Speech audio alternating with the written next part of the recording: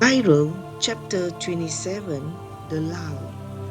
Morning by morning, Bata went up the hills with Rush, the light bearer, to look for herbs for identification, for healing, for strengthening, and for alertness.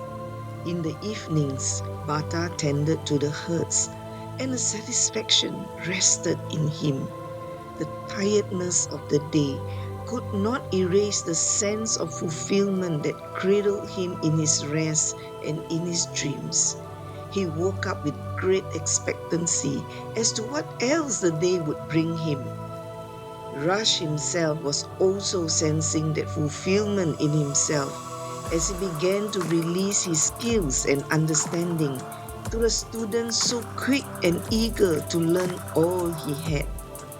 In Bata, he saw himself while as a child he was grasping to remember the names of herbs and all their similarities and differences. He became the father. The familiar look of pride in his father's eyes was now reflected in his eyes. The lessons went on. Some herbs looked the same but had different values. Some were poisonous but could be used together with other herbs. Some needed to be processed differently. He was sure of Bata's capability. Only one thing he could not be sure was his heart.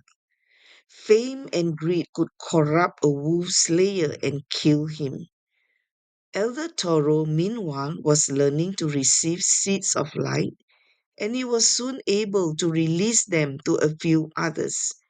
He knew he had to work fast because of the dream that Ira's grandfather had. The battle was not only between the wolf slayers and the wolf, but there would be another battle that seek to destroy all earthmen or to subjugate them. A day was appointed for Bata to test what he had learned. In another village, there was a report of two wolves which had started to kill their herds, and they were getting very close to the village. Raj watched Bata prepare himself. On that day, Bata put on his grandfather's jacket and he was ready. The thrill that ran down his spine and the readiness of his being to plunge the knife into a wolf were only stilled by a mental discipline the senior wolf slayer instilled in him. Bata looked at the knife made of ram's horn. In holding it, he felt the oneness with his grandfather.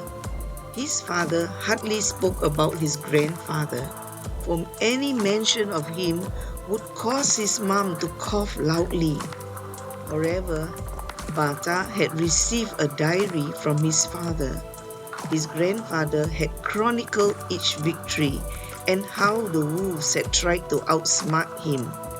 To it, Bata would recede daily to study the ways of the wolves and how they could be trapped by their own instincts.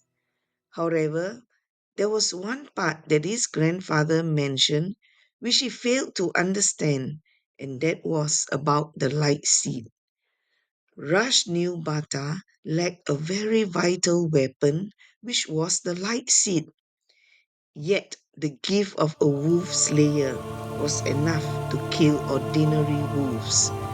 Timing and opportunity were vital, or else Bata would lose confidence.